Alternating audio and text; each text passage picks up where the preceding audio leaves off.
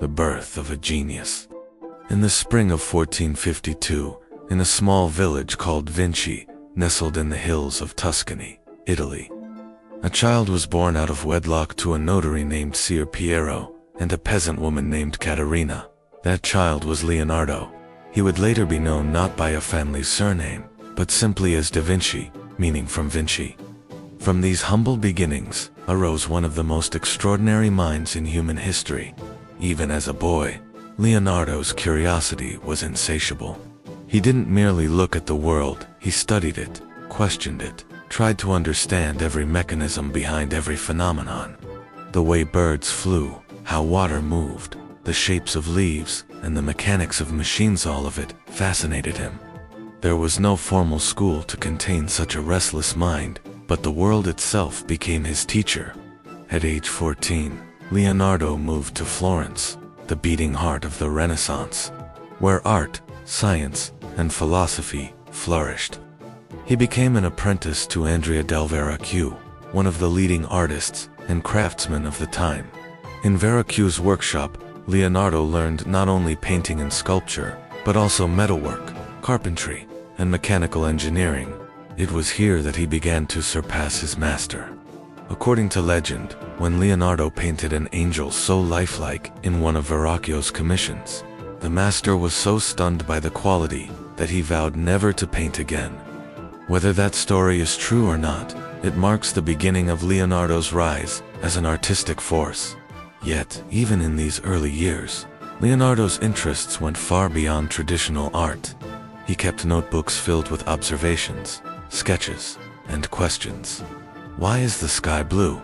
How does the eye perceive depth? What lies inside the human body? His art and his science were never separate pursuits. They were reflections of the same endless curiosity, the Florentine years and a new horizon. In Florence, Leonardo's reputation as a talented artist continued to grow. His portraits captured not just the appearance of his subjects, but the inner life behind their eyes.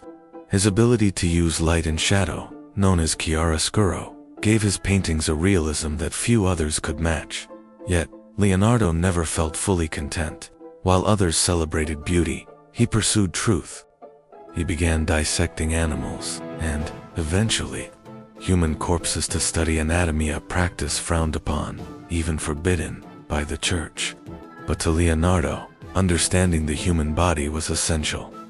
He wanted to know how muscles moved, how blood flowed, how the skeleton held everything together. His anatomical sketches were not only beautiful, they were scientifically accurate, centuries ahead of their time. By the early 1480s, Leonardo sought new opportunities beyond Florence. He moved to Milan, offering his services to Ludovico Sforza, the powerful Duke of Milan, in a bold letter. Leonardo presented himself not primarily as an artist, but as a military engineer. He promised to design bridges, fortifications, catapults, and even war machines that had never been imagined. Ludovico accepted him, and Leonardo spent nearly 2 decades in Milan. It was here that he painted the Virgin of the Rocks and began the Last Supper, 2 of his most famous and complex works. The Last Supper, painted directly on the walls of the convent of Santa Maria del Grazie, was a masterpiece of emotion and symbolism. Every apostle reacts differently to the shocking words of Christ, "One of you will betray me." It's a moment frozen in time, but alive with tension. At the same time, Leonardo continued his scientific inquiries. He sketched machines, designed flying devices, studied the motion of water, and imagined the inner workings of the human body in mind. His notebooks from this period are filled with diagrams, formulas, and mirror-written notes, possibly to keep his ideas secret or simply because he was left-handed. The inventor and the visionary. While Leonardo da Vinci's art captivated the courts and churches of Italy, his notebooks tell a story of a man whose mind ventured far beyond the canvas. In the quiet of his study, he dreamed of machines that could fly, cities that could cleanse themselves of plague, and weapons that could change the course of war. He wasn't just an artist or scientist, he was a visionary. Among his thousands of sketches are detailed designs for inventions no one had seen before. A helicopter-like aerial screw, a tank with rotating cannons, a diving suit made for underwater exploration, and bridges that could be assembled and disassembled in minutes.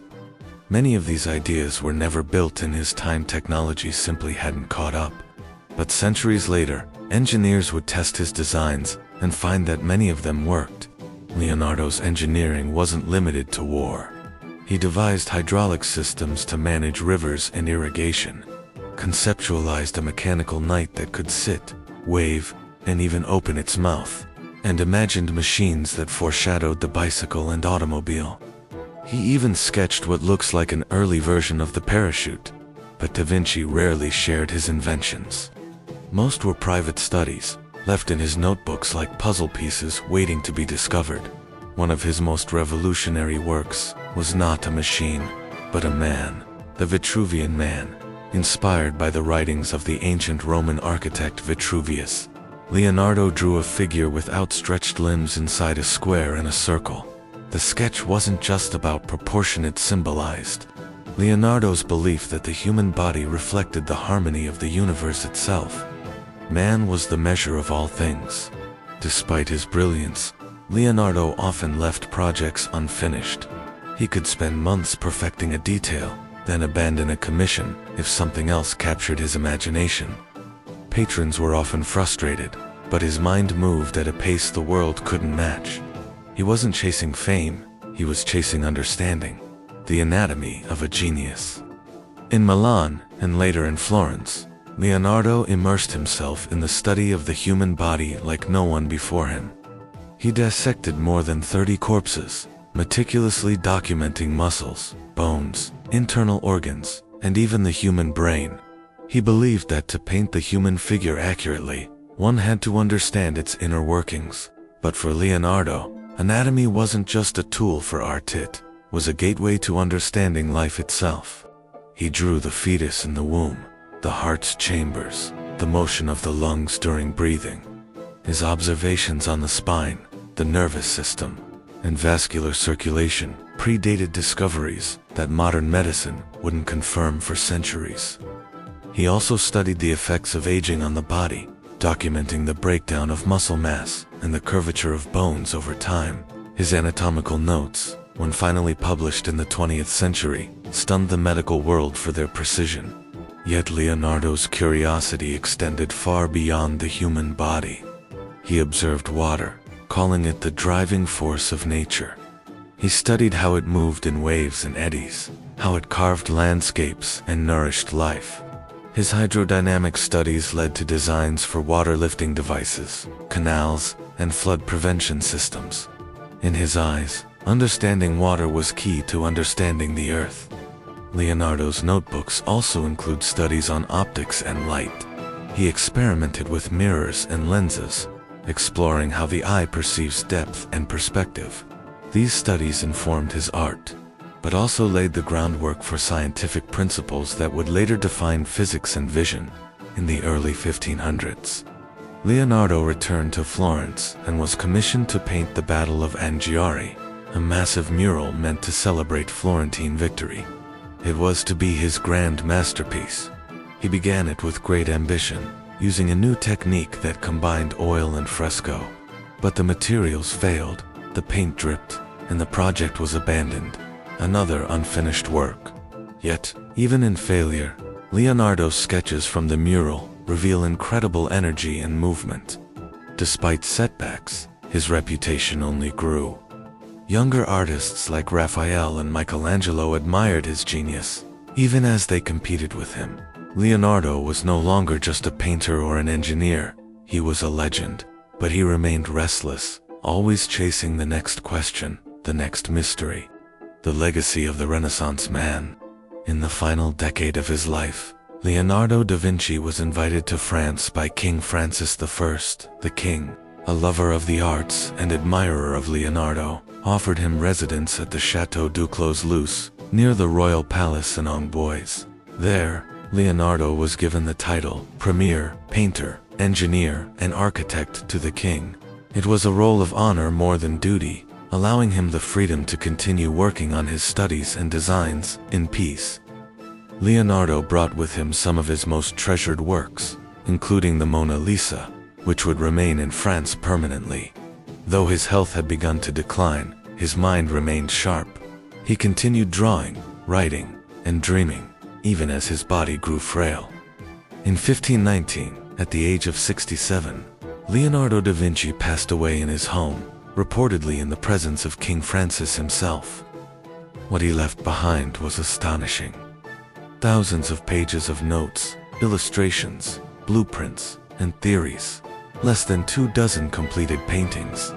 No published books. And yet, his influence stretched further than almost any man in history. Leonardo didn't just master disciplines, he redefined them. He showed that art and science were not opposites, but companions. That the pursuit of beauty and the pursuit of truth could be one and the same. For centuries, much of his work remained hidden. His notebooks were scattered, lost, and later rediscovered, piece by piece. When they began to be studied, the world realized how advanced Leonardo truly was. Concepts of flight, mechanics, anatomy, geology, and optics were all documented long before their time. He was a man of the 15th century who thought like a man of the 21st. Today, Leonardo da Vinci is celebrated not just for the Last Supper or Mona Lisa, but as a symbol of human potential. He represents the power of curiosity, the courage to ask questions, and the belief that all knowledge is interconnected. In an age where specialization often narrows our vision, Leonardo reminds us to stay wide-eyed, to explore, to wonder, to never stop learning. Because in the end, Leonardo da Vinci wasn't just an artist or inventor or a thinker. He was a mirror of the universe, endlessly reflecting the mysteries of life itself.